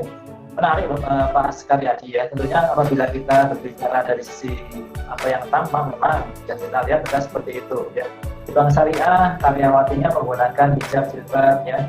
Kemudian di bank syariah dari sisi layanan ya, service excellent di lapangan, teman-teman frontliner kita ya, customer service, CS, mungkin ada kontak pusat, itu memang kita gunakan salam ya, assalamualaikum. Tapi apakah sebatas itu saja yang membedakan antara bank syariah dengan bank konvensional? Tentunya tidak ya. Bank syariah sendiri itu ada rankingnya, Bapak Ibu sekalian, rekan-rekan, ada ranking ya. Sebagaimana kita sebagai seorang muslim ya, ada ranking kekafahan kita ya. Misalkan gubernur ini tingkat kekafahannya mungkin sudah mencapai 90% misalkan. Saya kafahnya mungkin baru 60%. Begitu. Jadi bank syariah juga sama, Mas Karyadi dan Bapak Ibu sekalian, rekan-rekan, tingkat penerapan syariahnya juga berbeda-beda levelnya. Makanya kalau saya boleh ranking, ada bank syariah yang level tingkat rankingnya ranking 1 ada ranking 2, ranking 3, dan mungkin ranking berikutnya ada. Nah, kalau kita tanyakan apa sih Pak yang menjadi indikator perbedaan bank syariah dengan bank konvensional dan bagaimana menjelaskan kepada masyarakat, tentunya apa yang kita butuhkan adalah literasi ya, edukasi kepada masyarakat luas. Dan memang saat ini Mas Karyadi dan Bapak sekalian, rekan-rekan ada di semua ya, proses literasi keuangan syariah ini sebenarnya sudah diinisiasi banyak oleh pemerintah ya, kemudian oleh Bank Indonesia, oleh OJK ya, itu dengan berbagai macam program literasi keuangan syariah. Berbagai macam kampus juga sudah dilibatkan untuk melakukan proses literasi ini. Tapi yang terjadi apa? Menjadi memang saya melihat masih belum maksimal menyasar kepada seluruh lapisan masyarakat. Itu yang pertama. Yang kedua apa? Yang kedua sebenarnya dari sisi konsep ataupun prakteknya sendiri jelas-jelas berbeda. Bila di bank konvensional ya, kita bicara dari sisi pengawas. Pengawasnya hanya ada otoritasnya Bank Indonesia dan OJK. Sedangkan bank syariah itu ada otoritas yang mengawasi juga, yaitu DSN MUI, ya, Dewan Syariah Nasional Majelis Ulama Indonesia, yang di dalam internal perbankan syariah ataupun lembaga keuangan syariah itu wajib ada yang namanya Dewan Pengawas Syariah. Ya, ini dari sisi pengawasan. Di bank konvensional, lembaga konvensional, pengawasnya hanya komisaris, tetapi di bank syariah dan LKS yang lain, pengawasnya ada 2, komisaris dan juga Dewan Pengawas Syariah. Nah, tadi dalam struktur organisasi bank syariah juga saya sampaikan, di bawah perpanjangan dari DPS tadi atau Dewan Pengawas Syariah itu ada yang namanya divisi kepatuhan, dan di dalamnya tentunya ada kepatuhan terhadap syariah. Itu dari sisi aspek pengawasan ya, Mas Karyadi dan rekan-rekan. Kemudian dari sisi aturan main ya, kalau di aturan main dan konvensional ya, secara umum kita mengenal ada namanya peraturan BI, PBI. Kalau OJK ada POJK ya, peraturan otoritas jasa keuangan. Begitu juga sama di bank syariah juga ada PBI yang mengatur terkait dengan operasional ataupun sistem bank syariah. Oleh karena itu di BI sendiri ada direktorat DPPS ya, Direktorat Perbankan Syariah. OJK juga sama, di OJK juga ada sebuah direktorat yang memang mengatur mengawasi perbankan syariah secara khusus, itu dari sisi pengawasan. Nah, kemudian yang membedakan yang ketiga tentunya dari sisi praktek ya. Kalau di bank konvensional ya, akad yang digunakan hanya satu, Bu Nur dan Bapak Ibu sekalian, cuma satu akadnya, khususnya terkait dengan pinjam-pinjam ya. Akadnya adalah akad kod atau akad pinjam-pinjam, hutang piutang. Nah, kenapa jatuh riba? Karena dari hutang piutang tadi kemudian dibungakan ya, ada tambahan yang dipersyaratkan di awal dengan bunga, dan kadang kalau misalkan lebih parah lagi bila cicilan ataupun angsurannya terlambat ya, lulusan terlambat, maka akan ditambahkan denda lagi, bunganya terus berbunga. Nah, bagaimana kemudian di bank syariah? Nah, yang bedakan bank syariah tadi Pak Dekan sudah menyampaikan, Pak Ahmad, di bank syariah menggunakan pendekatan akad ya, akadnya bermacam-macam, berbeda-beda ya. Kalau kita mau beli rumah, kalau di bank konvensional kita pinjam 100 juta, kita kembalikan ke bank konvensional 120 juta dengan tambahan bunga 20 juta. Di bank syariah, sistemnya menggunakan akad murabahah, bisa murabahah murni, jual beli seperti itu dengan developer, atau juga menggunakan pendekatan akad wakalah atau perantara, dan di mana saat ini rata-rata perbankan syariah menggunakan akad jual beli atau murabah dengan tambahan akad wakalah. Nah, kemudian di bank syariah ada akad bagi hasil ya dari sebuah usaha, pokoknya tetap dikembalikan secara cicilan. Kemudian nasabah ya ada perjanjian untuk bagi hasil dari keuntungan yang diperoleh pada saat usaha. Ada mudharabah, ada musyarakah ya. Musyarakahnya pun juga bermacam-macam, mutlak dan sebagainya. Ada akad sewa ijarah, sewa rumah bisa, sewa kendaraan bisa. Nah, yang menjadi tantangan Bapak Ibu sekalian untuk memberikan gambaran kepada masyarakat adalah dari sisi teks, sisi prakteknya. Contohnya begini, ya Pak, nanti yang penting nyicilnya sekian Pak, pinjam 100 juta nanti pokoknya tambahnya 13% atau 15%. Kalau itu yang terjadi, maka persepsi dan benak masyarakat, oh sama saja. Di bank syariah cuma istilahnya yang berbeda. Kalau di bank konven bunganya 13%, di bank syariah margin ataupun bagi hasilnya 30%, cuma ternyata prakteknya sama. Bagaimana upaya kita untuk prakteknya itu Bapak sekalian yang dilakukan di lembaga bank syariah dan bank syariah, termasuk tempat kami sebelumnya di BRI Syariah, itu kita melakukan pendidikan yang berkelanjutan kepada karyawan. Tadi karyawan masuk kita didik dengan pendidikan dasar muamalah. Ya, di situ ada pendidikan dasar perbankan syariah yang isinya ada fikih muamalah ya. Kita ajarkan kepada teman-teman yang masih baru dan itu juga karyawan yang lama, kita refreshment kembali terkait dengan fikih muamalah. Bagaimana muamalah yang benar terkait dengan murabah, musyarakah, mudharabah dan sebagainya. Kemudian kita berikan beberapa terkait dengan operasional dan layanan yang tepat seperti apa. Nanti sekali lagi adalah yang jadi PR Bapak Ibu sekalian, rekan-rekan tentunya dari sisi praktek ya. Dan praktek ini kembali lagi kepada bagaimana tingkat pemahaman keilmuan dari seorang karyawan lembaga keuangan syariah dalam berinteraksi kepada masyarakat. Tapi saya setuju dan sepakat program-program literasi keuangan ini perlu ditingkatkan, perlu digencarkan ya, perlu disebarluaskan. Dan kita bersyukur alhamdulillah saat ini selain ada BI dan OJK, pemerintah melalui Pak Presiden ya Pak Jokowi dan juga Kiai Haji Ma'ruf Amin melalui lembaga yang menurut kami sangat lebih intens untuk dalam melakukan proses edukasi keuangan syariah, yaitu KNIKS ya, Komite Nasional Ekonomi Keuangan Syariah. Ini juga salah satu upaya dari pemerintah khususnya ya untuk bisa mendorong literasi keuangan yang lebih baik pada masyarakat, sehingga masyarakat bisa memahami, masyarakat bisa lebih mengetahui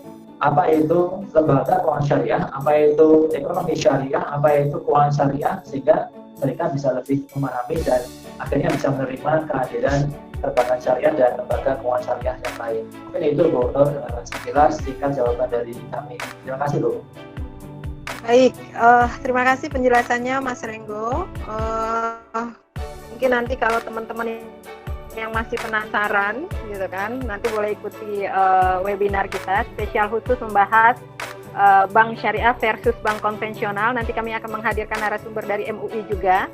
Nanti kita akan melihat ada praktisi dari perbankan konvensional dan dari pengamat perbankan. Mau bertanya dari Tigran Aslam, Mas Tigran Aslam dari Setia Indonesia Banking School Jakarta. Berdasarkan penyajian webinar tadi, pada tahun 2025 akan terjadi banyak perubahan di bank syariah, mulai dari struktur ataupun secara operasional bank. Sekarang ini akan mulai banyak bertumbuh fintech atau financial technology yang menyajikan berbagai kemudahan dengan lebih fleksibel. Pertanyaannya adalah, apakah di tahun 2025 bank-bank yang mengalami kalah saing dengan perusahaan fintech akan semakin banyak berkembang? Dilihat dari bank yang syarat pembiayaannya cukup sulit dibandingkan dengan fintech. Nah, mungkin Pak Dr. Muammar mau menanggapi, silakan. Baik, terima kasih banyak Bu Dr. Nur. Pertanyaannya menarik. Di tahun 2025, apakah bank syariah itu bisa bersaing dengan lembaga keuangan syariah atau fintech, financial technology? Bank syariah saat ini sedang berbenah memperbaiki diri atau lebih kepada cost efisiensi, kepada penghematan anggaran-anggaran, mana yang harus ditutup, mana yang harus dibuka. Dalam hal ini, bank milik negara atau BUMN Itu di tahun 2021 akan dilakukan penggabungan holding bank syariah. Itu yang pertama. Yang kedua, dengan adanya penggabungan ini akan menjadi semakin baik tanpa kompetisi, tapi akan lebih kepada investasi untuk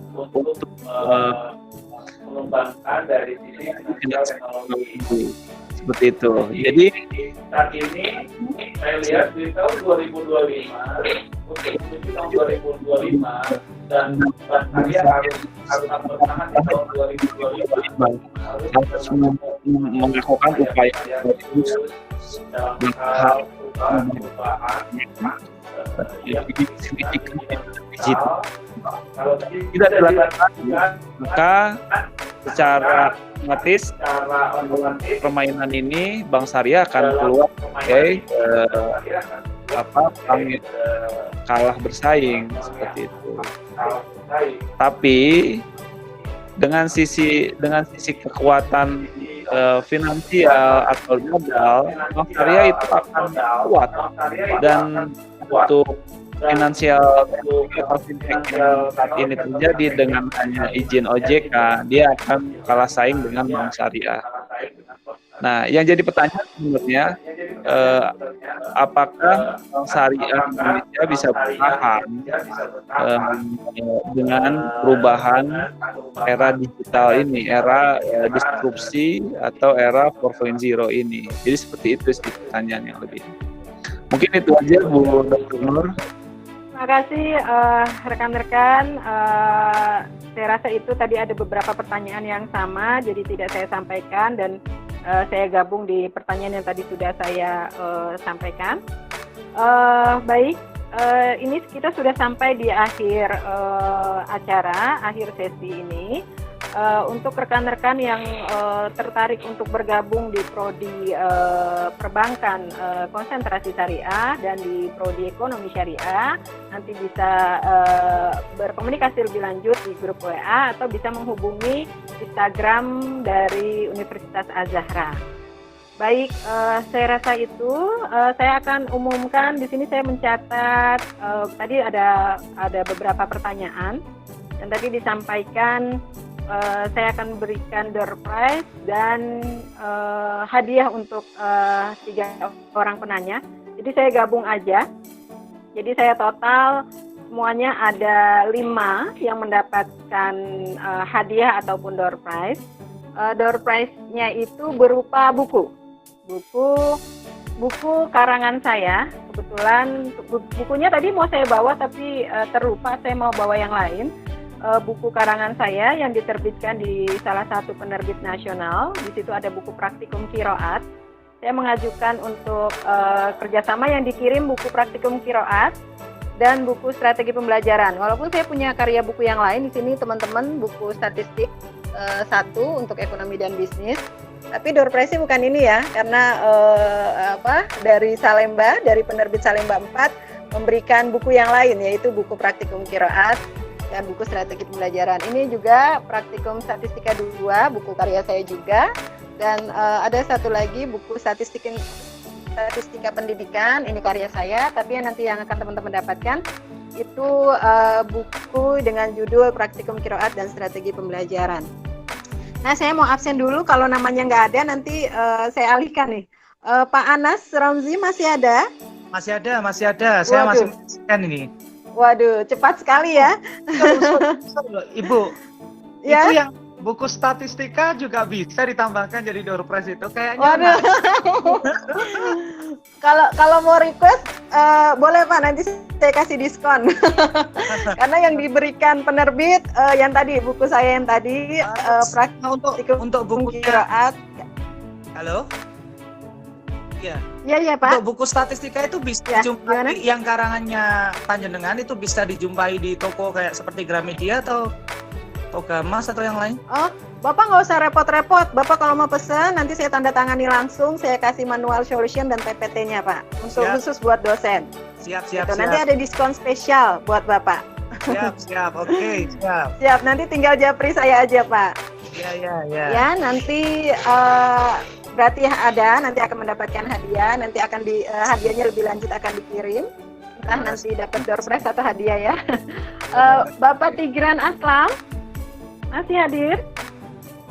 Masih Bu, masih. Oh iya masih, semangat sekali ya. Ya baik. Ya semangat terus ya. Baik, nanti ikuti webinar kami selanjutnya. Nanti ada hadiah yang akan kami kirimkan. Nanti untuk lebih lanjut akan dijawab. Ruby, Ya, Ruby, hadir. Mas Ruby ya? Ya, hadir. Mas Ruby Supriyadi. Oh ya hadir. Baik, nanti Mas Renggo ya. Mas Denny Yusrizal hadir? Ya, masih. Hadir ya? Halo? Masih hadir ya? Ya, hadir. Baik. Baik, selamat ya teman-teman yang tadi saya panggil mendapatkan hadiah dan door prize dari penerbit Salemba 4, dari Hanifa Learning, dan dari CV toko cat yang berada di Tangerang. Terima kasih untuk para sponsor yang telah mensponsori kegiatan webinar hari ini. Tadi sponsor juga disponsori oleh salah satu alumni dari Universitas Azhara. Alhamdulillah dia sudah mempunyai toko cat yang memang omsetnya luar biasa. Jadi dia bisa mensponsori untuk adanya bonus-bonus yang bisa diberikan pada siang hari ini. Baik, terima kasih. Nanti untuk peserta yang beruntung akan kami japri lebih lanjut, dan Ya, untuk terima kasih. sertifikat akan dikirimkan via email dan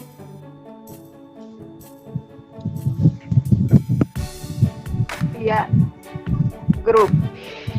Baik, rekan-rekan, kita di akhir ucapkan untuk Mas Cakra. Masih hadir Mas Cakra dari Kabiro Akademik Universitas Azhara. Terima kasih juga untuk Mas Dwi Renggo. Halo, Mas Renggo. Ya, makasih Bu. Baik, Ya, makasih. terima kasih juga untuk Pak. Oh masih, terima kasih atas pemaparannya hari ini. Semoga bisa memberikan pencerahan dan semangat baru untuk rekan-rekan kita, adik-adik kita yang mau kuliah di prodi perbankan atau prodi ekonomi syariah, atau mahasiswa-mahasiswa yang saat ini sedang berkuliah. Jadi tambah semangat kuliahnya dengan peluang atau prospek yang memang ketika mereka lulus sudah dinantikan. Terima kasih Pak Dekan. Pak Dekan, terima kasih. Iya, sama-sama Ibu Kaprodi. Ini Ibu Kaprodi ini penulis bestseller ya. Jadi kawan-kawan yang ingin bergabung dari luar Jakarta, mau dari Provinsi Jawa, Pulau Jawa, Pulau Kalimantan, atau Pulau Sulawesi, segera daftar di Universitas Azhara. Banyak tersedia kos-kos khusus mahasiswa yang sangat terjangkau dan murah, dan juga untuk biaya kuliah di Universitas Azhara ini relatif cukup murah. Jadi segera daftar, langsung segera, dan tolong bantu untuk share ke teman-teman semuanya kuliah di Universitas Azhara. Seperti itu aja, Baik, terima kasih. Alhamdulillahirrahmanirrahim. Akhirnya webinar kita hari ini selesai. Tepat sesuai dengan waktu yang diperkirakan. Semoga informasi yang kami berikan bisa memberikan pencerahan untuk rekan-rekan semua, menambah literasi mengenai ekonomi syariah, dan bahkan bisa mengimplementasi dalam kehidupan sehari-hari dan mulai beralih ke sesuatu yang memang sudah disyariatkan oleh agama kita, khususnya agama Islam. Baik, kami terima kasih kepada para narasumber, kepada rekan-rekan yang